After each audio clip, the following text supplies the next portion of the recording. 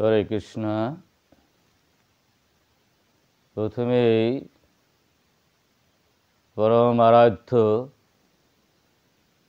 গুরু মহারাজের পদযুগল মাথায় রাখছি। তিনি হচ্ছেন জীবন্ত প্রসন্ন ব্যক্তির উদাহরণ। এমনি করে যারা জগৎ সংসারে সর্ব অবস্থায় প্রসন্ন ছিলেন, সেই সমস্ত মহাজনদের পাগুলি মাথায় রাখছি। সামনে যারা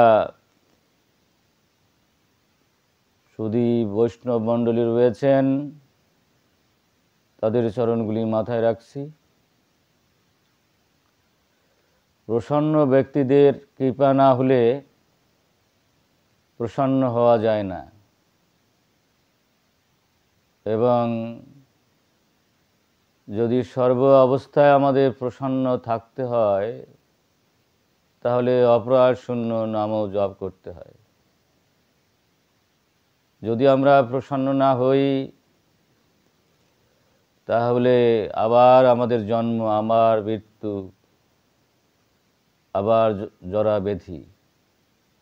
সর্ব অবস্থায়, সর্বক্ষণে, সর্ব পরিস্থিতিতে প্রসন্ন থাকা যায় যদি আমরা ভোগবুদ্ধিতে না থাকি, সুখ কামনা করি।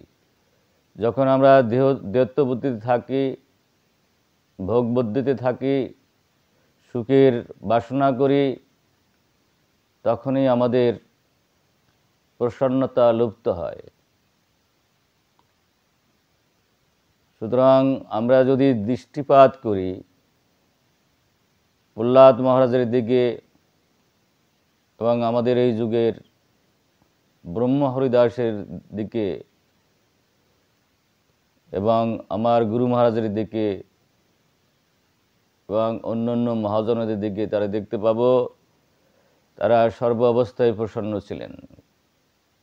এবং যেহেতু আমরা সেই সদ্গুরুর শিষ্য হয়েছি, নিশ্চয়ই গুরু মহারাজ যেভাবে আমাদের আচরণ করে শিক্ষা দিলেন, সেদিকে যদি আমরা নজর দেই আর সেগুলি যদি অনুসরণ করতে পারি, আমরাও সর্বাবস্থায় প্রসন্ন থাকতে পারব। যদি প্রসন্ন না থাকি, তাহলে জন্ম মৃত্যু জরা ব্যাধির হাত থেকে আমাদের রেহাই পাওয়া দুষ্কর হয়ে পড়বে। সুতরাং এই সুখ দুঃখ জ্বালা যন্ত্রণা এগুলি আসে গুণের থেকে, কিন্তু যিনি শুদ্ধ ভক্ত তার মধ্যে কখনো গুণের খেলা থাকে না। যেমন আমার গুরু মহারাজ, শুদ্ধ ভক্তবৃন্দ যারা আছেন, আপনারা যারা আছেন, আপনারা জানেন আমাদের যদি গুরুর কৃপা পাই, বৈষ্ণবের কৃপা পাই, ভজনের কৃপা পাই, তাহলে আমরাও কিন্তু গুণাতীত হয়ে যেতে পারি। প্রথম তো আতিভিক গুণ থেকে শুরু হয়, এবং আতিভিক গুণ থেকে অন্তঃগুণ, অন্তঃগুণ থেকে তমগুণ, তমগুণ থেকে রজগুণ, রজগুণ থেকে সত্যগুণ। আমাদের উচিত শুদ্ধ সত্যে চলে যাওয়া, এবং যেই শুদ্ধ সত্যে চলে যাব তখন বাসুদেব পর্যায়ে আমরা পড়ে যাব। তো আমরা জানি ব্রাহ্মণ যারা হন, শুদ্ধ ব্রাহ্মণ, তারা নবগুণে থাকেন। এটাও চরম অবস্থা না। আর যারা শুদ্ধ ভক্ত হয়ে যান, তারা গুণাতীত হয়ে যান, এবং যারা গুণাতীত থাকেন তারা সর্ব অবস্থায় প্রসন্ন থাকতে পারেন। এটা সবার পক্ষেই সম্ভব, কারণ আমরা যতই চেষ্টা করি, যা কিছু করি, যদি আমাদের কর্মফলের জন্য কোনো দুঃখ আসে, তা সমস্ত পৃথিবীর ব্যক্তিদের চেষ্টায়ও সেই দুঃখ থেকে আমরা রেহাই পাব না। সুতরাং কেন আমরা অপ্রসন্ন হব? সুখ সেটাও আমার পূর্বজন্মের কর্মফল, দুঃখ সেটা আমার পূর্বজন্মের কর্মফল। সুতরাং সর্ব অবস্থায় আমরা প্রসন্ন থাকতে পারি। যখন আমরা দুঃখের মধ্যে থাকি এবং কোনো যন্ত্রণার মধ্যে থাকি, আমরা পূর্বজন্মের কর্মফলটা শেষ হয়ে যায়। এবং যদি আমরা সর্ব অবস্থায় প্রসন্ন থাকতে পারি এবং যদি কখনো আমার উপরে কখনো দুঃখ দৈন্য নেমে আসে কোনো ব্যক্তি বা গোষ্ঠীর দ্বারা, বুঝতে হবে সে আমার মহা উপকার করছে। কারণ আমি অনেক তপস্যা করে যেটা না করতে পারবো, তার মাধ্যমে আমি কিন্তু আমার সেই পূর্বজন্মের কর্মফলকে আমি সংশোধন করতে পারবো, অথবা সেই কর্মফল থেকে আমি রেহাই পাবো। এই জগৎ সংসারে শত্রু বলতে কেউ নাই এবং সকলেই মিত্র। যে আমাকে কষ্ট দিচ্ছে সে আমার পরম মিত্র, কারণ জন্ম জন্মদের কর্মফল তার দ্বারা তিরোহিত হচ্ছে। সেটা জীবন্ত জ্বলন্ত উদাহরণ আমার গুরু মহারাজ। তার গলার যে 4টা নালি থাকে, এবার 3টা তো শেষ করে দিয়েছিল সেন্টিয়াগো স্পেনে, তারপর তাকে তিনি দোষারোপ করলেন না এবং 4টেও আঘাত করেছিলেন।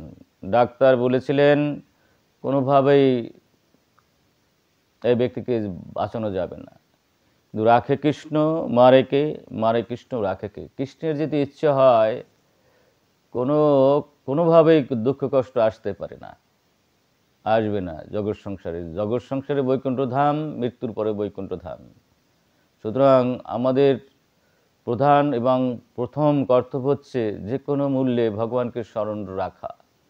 যদি আমরা ভগবানকে স্মরণ রাখতে পারি তাহলে ভয়ের লেশমাত্র আমাদের ভিতরে থাকবে না এবং সুখ দুঃখ যাই হবে সেটা হয়ে যাবে ভগবানের মতো। সুখও ভগবানের মতো হবে, দুঃখও ভগবানের মতো হবে, লাভও ভগবানের মতো হবে, লোকসানও ভগবানের মতো হবে।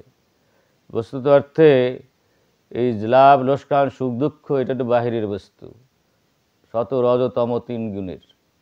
কিন্তু আমরা তো সেই বাহিরের বস্তু নই, আমরা তো আত্মা। যতক্ষণ পর্যন্ত আত্মা বুদ্ধি না আসছে প্রহ্লাদের মতো, গুরু মহারাজের মতো এবং ব্রহ্মহরিদাসের মতো, ততক্ষণ পর্যন্ত আমাদের দুঃখ যাওয়া একটু দুষ্কর হয়ে উঠবে। আমরা যারা ভক্ত জীবনে আছি আমাদের তো দুঃখের প্রশ্নই ওঠে না। এবং আর যারা আমরা পূর্ববর্তী ভক্ত হতে পারিনি তাদেরও দুঃখ থাকতে পারে না, কারণ যা হবার তাই হয়, যা হবার না তা কখনো হয় না। এই জন্য গীতা ভাগবত যা বলছে সেটা অক্ষর অক্ষরে মেনে চলা উচিত। গীতার মতো ভাগবতের মতো এত বড় পরম বন্ধু আর কেউ নাই। গীতায় বলছে যদ ইচ্ছা লাভ সন্তুষ্ট, কারণ ভগবানের অনুমোদন ছাড়া কিছুই হয় না। আমরা জানি গুণের মাধ্যমে কর্ম সংগঠিত হয়, সেই গুণের পিছনে ভগবান রয়েছে। ভগবানের অনুমোদন না হলে কিছুই যখন হয় না, তাহলে কাকে দোষারোপ করব? মনে করতে হবে এটা আমার পূর্বজন্মের কর্মফল এবং আমাকে সবাইকেই গভীরভাবে ভালোবাসতে হবে। ভালোবাসা হলে, ভালোবাসা দিলে বাঘ তার সন্তানকেও ভালোবাসে এবং বাঘ কখনো তার সন্তানকে ভক্ষণ করে না। সিংহ তাই, কারণ এটা হচ্ছে ভালোবাসায় মায়ের সাথে সন্তানের গভীর ভালোবাসা থাকে, তাই সিংহ কখনো তার সন্তানকে ভক্ষণ করে না। এই জগৎ সংসারে আমরা যতই যেই হোক না কেন, তারা যদি গভীর ভালোবাসতে পারি, তার ইহকাল পরকালের মঙ্গল চিন্তা করতে পারি, তাহলে সে কখনো আমার শত্রু হবে না। শুদ্ধ ভক্তের কখনো শত্রু থাকতে পারে না, কারণ তার জন্মই হচ্ছে সকল জীবের মঙ্গলের জন্য এবং তার জন্মই হচ্ছে সকলের উপকার করার জন্য। আমরা যদি সকলের ইহকাল এবং পরকালের চিন্তা করি, ভালোর চিন্তা করি, আমাদের শত্রু থাকার তো প্রশ্নই ওঠে না। এবং সেই হিসাবে আমরা যদি প্রহ্লাদ, ধ্রুব, গুরু মহারাজ এবং ব্রহ্মহরিদাসের কথা চিন্তা করি, তাহলে দেখব তাদের জীবনে কোনো দুঃখই ছিল না, তাদের জীবনে কোনো ভয় ছিল না, তাদের জীবনে কখনো শত্রু ছিল না। এবং এখানে আমরা যদি একটু দৃষ্টিপাত করি, বড় সর্প, বিষধর সর্প ব্রহ্মহরিদাসের ভজন কুটিরে ছিল, কিন্তু সে তো তাকে কোনো হিংসা করে নাই। আমাদের কেন লোকে হিংসা করে? আমরা ভালোবাসা ভুলে যাই, আমরা অপর ভেবে ফেলি। আমরা যদি অপর না ভাবি, কেউকে যদি দুঃখ কষ্ট না দেই, আবার দুঃখ দোষের কারণ না হই, তাহলে নিশ্চয়ই কেউ আমাদের দুঃখ দোষ দিতে পারে না। এবং আমরা যেমনটি ব্যবহার করব লোকের কাছ থেকে আমরা তেমনই ব্যবহার পাবো। আবার ভাবা যায় পরম সাধু, সে কোনো দেখা গেল কিছুই করেননি কিন্তু সে কোনো দুঃখ পায়। এখানে আমরা জানেন এই যে অনেক ইতিহাস জানি, এক এক জায়গায় এক এক রকম। এই গান্ধারীর কথা কোথায় আছে 100 পতঙ্গ নিয়ে মালা গাঁথছিল ছোটোবেলায়, এবং কৃষ্ণকে জিজ্ঞেস করলেন, আমি 50 জন্মের খবর জানি, যে জন্মে আমি কখনো কোনো অন্যায় করিনি, হ্যাঁ, এবং আমার স্বামী অন্ধ, আমি মহাসতীত্ব আমার স্বামীকে সন্তুষ্ট করার জন্যে আমি নিজেও চোখ বেঁধেছিলাম, তারপরে কেন আমার এত পুত্র হত্যার দুঃখ আমার পেতে হলো, কেন আমার সন্তান শোক পেতে হলো। ভগবান বললেন, দেখো তুমি তো 50 জন্মের খবর জানো, অথবা কোথায় 100 জন্মের খবর জানো, আমি তার আগের খবরও জানি। তুমি কোনো এক জন্মে এর আগে একসাথে 100 পতঙ্গ গলায় মালা করে রেখেছিলে। তো তুমি যেহেতু ছোটোবেলায় করেছিলে, তাই এই 100 হত্যার জীবহত্যার পাপ আমি এক জন্মে শেষ করে দিয়েছি। তো সুতরাং আমরা যদি দুঃখ কষ্ট পাই কোথাও কোনো জীবের কাছ থেকে বা কেউর কাছ থেকে, সেটা বুঝতে হবে আমাদের পূর্বজন্মের কর্মফল। কিন্তু আমরা অবশ্যই এই প্রহ্লাদ মহারাজ যা শেখালেন এবং গুরু মহারাজ যা শেখালেন, ব্রহ্মহরিদাস শেখালেন, আমরা যদি এদিকে দৃষ্টিপাত করি তাহলে আমাদের কিন্তু লেশমাত্র ভয় থাকবে না। এবং কত সুন্দর কথা বলছেন। হ্যাঁ, তাহলে কি সারা জীবন কর্মফলই ভোগ করে যেতে হবে তা না, কিন্তু যদি আমরা যথার্থভাবেই ভগবানের সেবা দেই, ভগবানকে সুখী করতে পারি, তাহলে আমরা কর্মফল থেকে রেহাই পাবো। এবার শাস্ত্রে বলছে কর্মরই নির্ধতি কিন্তু ভক্তি ভাজন। আমরা যদি ভজন করি তাহলে ভজনের মধ্যে পূর্বজন্মের কর্মফল থেকে আমরা রেহাই পাবো। সুতরাং দেবের দুর্লভ মানব জন্ম আমরা পেয়েছি ভজন করার জন্যে। এবং আপনারা জানেন নববিধা ভজন আছে। সেই নববিধা ভজনের মধ্যে প্রথম হচ্ছে শ্রবণ, এবং আপনারা শ্রবণম কীর্তনম বিষ্ণু শরণম পাদসেবনম অর্চনম বন্দনম দাস্যম সাক্ষ্যম আত্মনিবেদনম, এইগুলি আপনাদের সবারই প্রায় জানা আছে। শ্রবণে পরীক্ষিত, কীর্তনম রয়েছেন আপনার সুখদেব, বিষ্ণু শরণে ওই যে প্রহ্লাদ মহারাজ, পাদসেবনামে আছেন লক্ষ্মী দেবী, অর্চনে পৃথ্বী মহারাজ, বন্দনায় অক্রুর, দাস্যে রয়েছেন হনুমান, সাক্ষ্যে অর্জুন, আত্মনিবেদনে বলি মহারাজ। এভাবে দ্বাদশ একে আমরা জানি। তো এখানে একটাও যদি আমরা মনে রাখতে পারি এই নববিধা ভজনের মধ্যে, তাহলে আমরা কিন্তু এই ভয় থেকে দুঃখ থেকে রেহাই পেতে পারি। এবং আমার এই প্রহ্লাদ মহারাজ স্মরণ করেছিলেন, এবং সব সময় উনি সব অবস্থায় উনি স্মরণের মধ্যে ছিলেন। এই জগৎ সংসারে আমরা যখন ভোগের মধ্যে থাকি অথবা সুখের পিছনে ঘোরার চেষ্টা করি, তখন দুঃখ কোনোদিনই যাবে না। এবং আমরা যদি প্রসন্ন না থাকি তাহলে আমাদের উদ্ধার হওয়ার কোনো সুযোগই নেই। এখানে ভাগবতমের প্রথম স্কন্ধের 2য় অধ্যায়ের 20 নম্বর শ্লোকে কত সুন্দর কথা বলেছেন। এবং ভাগবত আর ভগবান অভিন্ন, সর্বশক্তির আধার, সর্বশান্তির আধার, সমস্ত আনন্দের আধার, সমস্ত রসের আধার হচ্ছে ভগবান শ্রীকৃষ্ণ। আর এই ভাগবত হচ্ছে ভগবানের বাগময় রূপ। আমরা ইচ্ছা করলেই ভগবানের সাথে সংযোগ স্থাপন করতে পারি না, তার সাথে কথা বলতে পারি না, কিন্তু ভাগবতের সাথে তো কথা বলতে পারি। তো ভগবান বলছেন আমি চলে যাচ্ছি কিন্তু রেখে গেলাম ভাগবত, আমি আর ভাগবতের মধ্যে কোনো পার্থক্য নেই। সুতরাং এই ভাগবতের কথাগুলো যদি আমরা স্মরণ রাখতে পারি, তাহলে কিন্তু আমরা সর্বভয় থেকে, সমস্ত দুঃখ থেকে আমরা রেহাই পাব। এই বিপদের দিনে বিশেষ করে একটা সংঘাত, একটা দুশ্চিন্তার কারণ, একটা আতঙ্কের কারণে অকারণে আমাদের এখানে ঘটে যাচ্ছে আমাদের বাংলাদেশে। সুতরাং এই সময় বেশি করে আমাদের গীতা ভাগবতের মধ্যে ঢুকতে হবে। এবং এখানে গীতার মতো ভাগবতের মতো এত সুন্দর জিনিস জগৎ সংসারে নাই।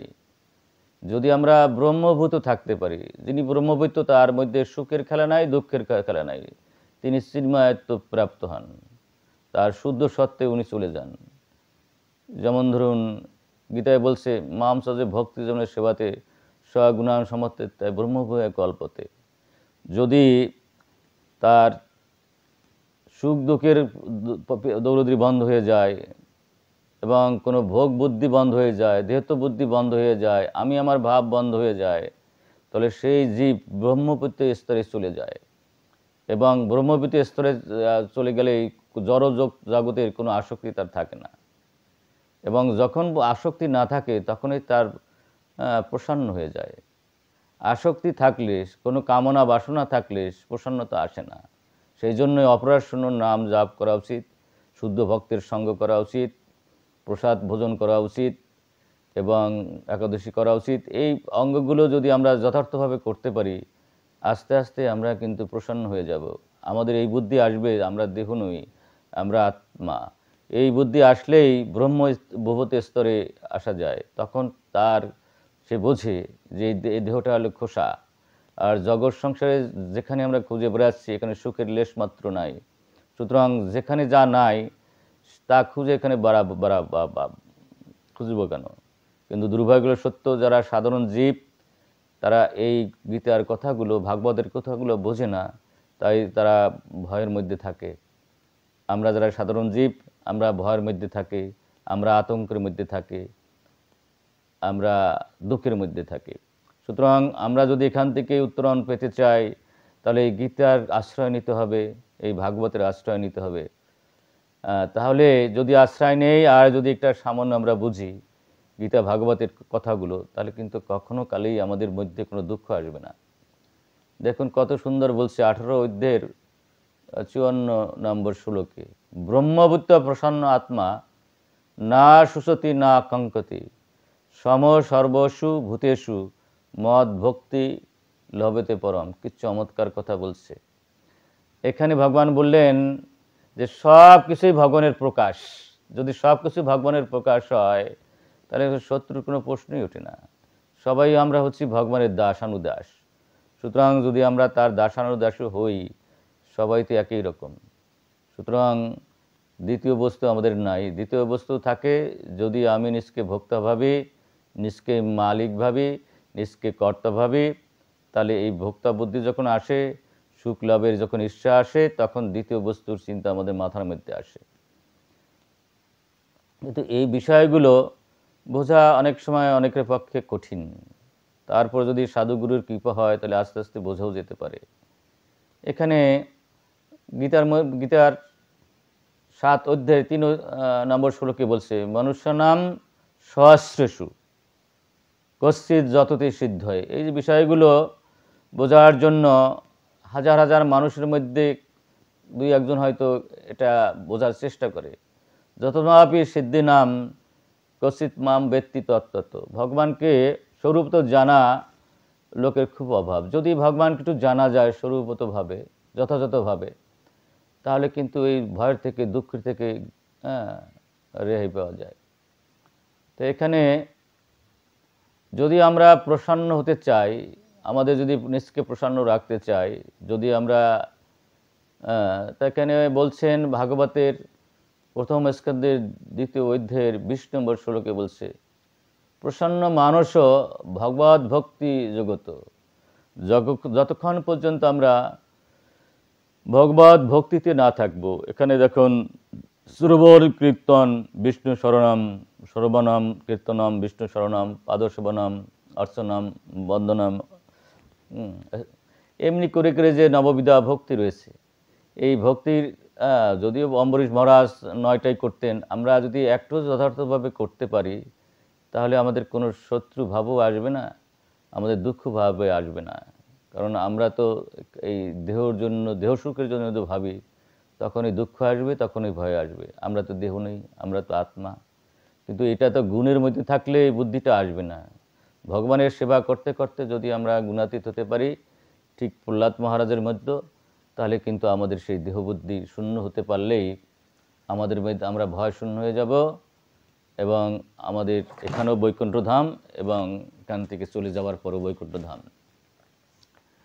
এখানে দেখুন, কোন বিদ্যা বিদ্যা মধ্যে সার, কৃষ্ণ ভক্তি বিদ্যা মন্য বিদ্যা নাহি আর।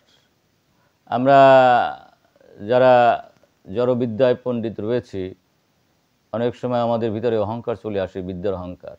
কিন্তু যারা আধ্যাত্মিক বিদ্যায় বিদ্যান, তাদের মধ্যে কখনো অহংকার লেশমাত্র থাকে না। শশাগরা পৃথিবীর মালিক ছিলেন অম্বরীশ মহারাজ, কিন্তু তার মধ্যে সিটা ফটাও অহংকার ছিল না। তিনি সব কিছুলি ঢেলার মতো মনে করতেন। আমার যুধিষ্ঠির মহারাজের মধ্যেও তাই। তিনি অভিমান শূন্য ছিলেন, অহংকার শূন্য ছিলেন, দেহত্ববুদ্ধি শূন্য ছিলেন, তার মধ্যে কোনো অহংকার ছিল না। এবং এই সাম দান দণ্ডভেদ, সেটা জড়জগতে যে ঘটনা ঘটছে, সেগুলো তো সুখের লেশমাত্র নাই। কিন্তু অনেক সময় যারা রজগুণে বৃদ্ধি রয়েছে যাদের শরীরের মধ্যে, তারা এর পিছনে ঘুরে বেড়ায়। মানে এটা অনেকটা মিথ্যা, অনেকটা অসত্যর পিছনে তারা ঘুরে বেড়াচ্ছে। এখানে শান্তির লেশ মাত্র নাই। এখানে কৌশল করে মিথ্যের উপরে কেউকে প্রশংসা না করতে পারলেও প্রশংসা করিলে সাম, আর প্রশংসা করে যদি খুশি না করতে পারে, তখন তাকে কিছু দেয়, জড়জগতের বস্তু, দান। দেখা গেল সবাই তো আর দেওয়া যাচ্ছে না, তখন তার যে অনুসারীর মধ্যে 2টা ভাগ করে দেয়। অনুসারীর এই এক দল আর এক দলের সাথে সংঘর্ষ করে নিহত হয়। এটা হলো রাজনীতি, সাম দাম, ভেদ দণ্ড। এবং দেখা যায় কিছুতেই কোনোভাবেই নিয়ন্ত্রণ করা যায় না, তখন কৌশল করে নিজের লোকের ভিতরেই কেউকে মেরে ফেলে। এই যে জড়জগতের সুখগুলি ঠিক এইরকমই, সাম দান দণ্ড ভেদ। এইটা আমাদের যে প্রহ্লাদ মহারাজ, তার যে গুরুদেব ষণ্ড অমর্ক, এই শিক্ষা দিতেন। কিন্তু দেখলেন এই শিক্ষা তো শিক্ষা না, এটা তো কুশিক্ষা। কারণ যেখানে সবাইকে সমান জ্ঞান না করা যাবে, সবাইকে আপন না ভাবা যাবে, সেটা তো বিদ্যাই না। যদি ভেদ বুদ্ধি আসে, তাহলে সেটা কোনো বিদ্যার মধ্যেই পড়ে না। সেই বলছে, কৃষ্ণভূতি বিদ্যা বিনা বিদ্যা নাহি আর। আর বস্তুত অর্থে যে বিদ্যায় ভেদ সৃষ্টি করে এবং অন্যকে অপর মনে করে, সে বিদ্যা যথার্থ বিদ্যা না। এবং সেই বিদ্যা পাপ এবং পুণ্য থেকে কখনো উদ্ধার পাওয়া যায় না।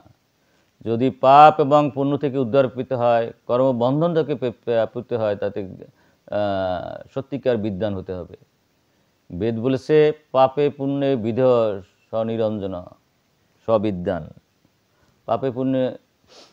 পাপ পুণ্য শেষ হয়ে গেলে পারে কিন্তু বিদ্বান হওয়া যায়। যিনি যতবারই বিদ্বান হন, যদি পাপী হন, ভোগী হন এবং সুখী হওয়ার চেষ্টা করেন, জগৎকে বিভেদ সৃষ্টি করেন, তাকে বিদ্বান বলা যায় না। তিনি হবে বিদ্বান যিনি সকলের সুখের জন্য, সকলকে যিনি আপন ভাবতে পারেন, সকলের মঙ্গলের জন্য সব কিছু উজাড় করে দিয়ে নিজের কথা যিনি ভুলে যেতে পারেন, তিনি হবেন বিদ্বান, যার মধ্যে পাপও নাই পুণ্য নাই। সুতরাং সেই বিদ্বান আমাদের প্রহ্লাদ মহারাজ, ধ্রুব মহারাজ, আমার গুরুদেব, আরও মহাজনরা যারা আছেন তারা। কারণ তারা ভগবানের যুক্ত থেকে পাপ পুণ্যের ঊর্ধ্বে উঠে জগৎ সংসারের কল্যাণের জন্য সব কিছু উজাড় করেন। সুতরাং শুদ্ধ ভক্তের কাজেই এটা। তাই এখানে আমাদের শুদ্ধ ভক্ত প্রহ্লাদ মহারাজের যদি দৃষ্টান্ত আমরা দেখি আর সেখান থেকে যদি আমরা কিছু শিক্ষা নেই, তাহলে আমাদের সর্ব অবস্থাতেই সুখের মধ্যে থাকতে পারি। আপনারা জানেন, বিদ্যা শেষে হিরণ্যকশিপু প্রহ্লাদ মহারাজকে ডাকলেন যে তুমি তোমার শিক্ষকের কাছ থেকে কি শিক্ষা লাভ করলে। তো দেখুন প্রহ্লাদ মহারাজ কত চমৎকার করে বললেন। ভাগবতের সপ্তম স্কন্ধের 5 অধ্যায়ের 5 নম্বর শ্লোকে উনি বললেন, তৎ সাধুমান্যে অসুরবর্ষ।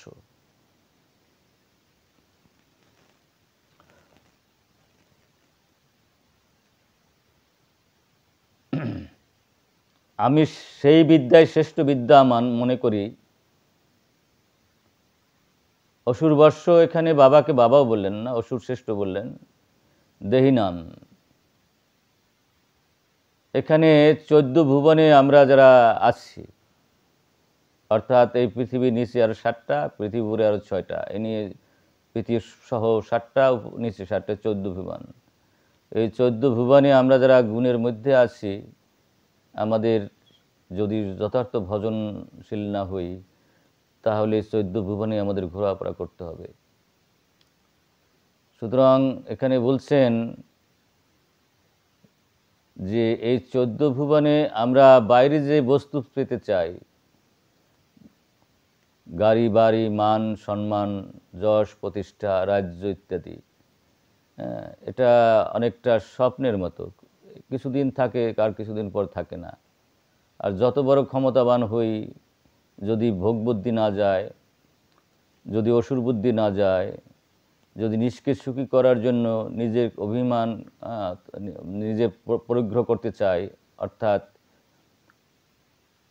নিজকেই নিয়ে ব্যস্ত থাকি, তাহলে সবসময় মনের মধ্যে থাকে যে কখন যেটা পেলাম কখন এটা হারাই ফেলি। সুতরাং যদি আমরা সত্যিকার অর্থে প্রসন্ন হতে চাই, তাহলে গীতা যা বলছে এটা যা দিছে লাভ সন্তুষ্ট। ভগবানের থেকে যা সহজে অনায়াসে যেটা পাওয়া যায় সেটাই আমার প্রাপ্য বস্তু। যেটা আমি অনায়াসে পাবো না সেটা কিন্তু আমার নয়। এই জন্য বলছে এই শশাগ্রা পৃথিবীর মালিক এবং 33 কোটি দেবতা, ব্রহ্মা, শিব, বিষ্ণু ব্যতীত আর সবাই ছিল হিরণ্যকশিপুর অনুগত। এত বড় ক্ষমতাবান ছিলেন তিনি, কিন্তু তারপরও কি তিনি তার মৃত্যুকে ঠেকাতে পারলেন?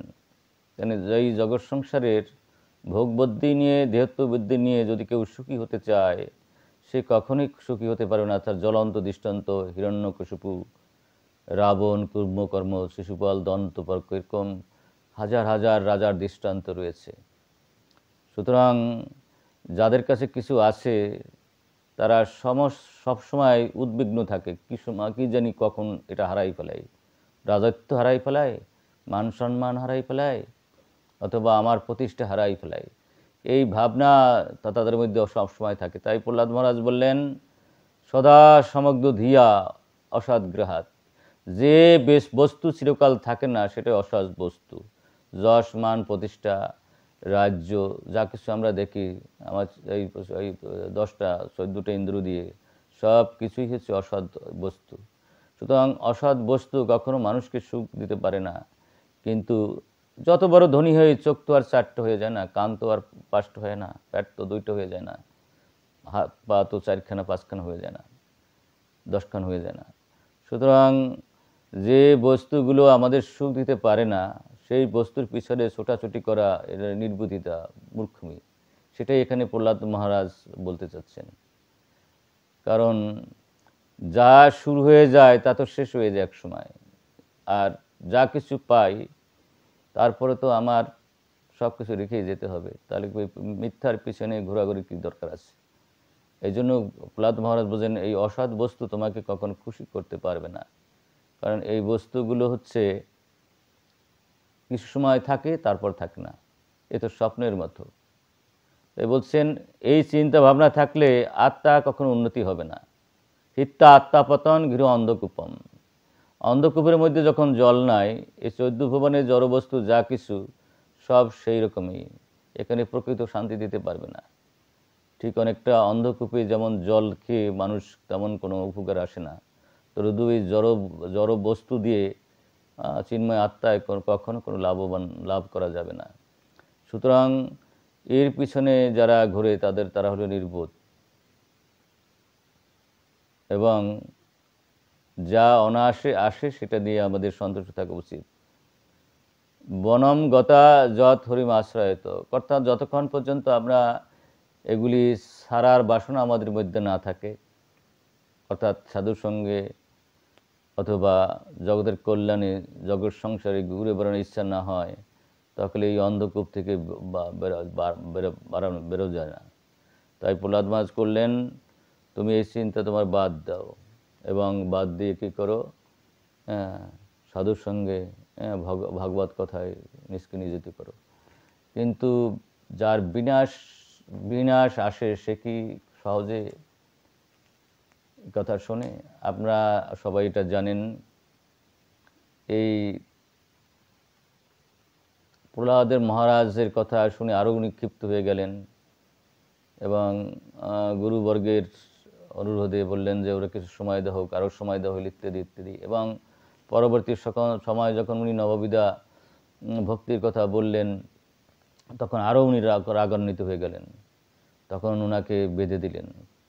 তো এখন আমরা যারা প্রতিকূল ভজন করি তাদের চেয়ে অনুকূল ভজন করি, তার চেয়ে অনেক লাভবান হব আমরা যদি আমাদের প্রতিকূল ভজন করতে পারি। পাহাড় সমান বিপদ আসলেও আমরা কখনো ভগবানের স্মরণ থেকে বিচ্যুত হব না। কারণ যতই দুঃখ আসুক, যতই কষ্ট আসুক, সেই কষ্টের মধ্যে ভগবানকে স্মরণ নিলে ভগবান কিন্তু খুশি হন এবং স্মরণটাও ভালো হয়। তো সুতরাং প্রহ্লাদ মহারাজকে যখন বেঁধে রাখলেন, তখন কিন্তু উনি প্রচার শুরু করে দিলেন। আমরা যে অবস্থায় যে থাকি না কেন, আমরা কখনো ভগবানের ভুলে যাওয়ার চেষ্টা করব না। সেটাই হবে সবচেয়ে বড় আত্মঘাতী কাজ। সুখে থাকি দুঃখে থাকি, সদা হরিমুখী ডাকি। আমরা সুখ দুঃখ যে অবস্থায় থাকি না কেন, সর্ব অবস্থায় ভগবানের কথা চিন্তা করব, যেমন প্রহ্লাদ মহারাজ করেছিলেন।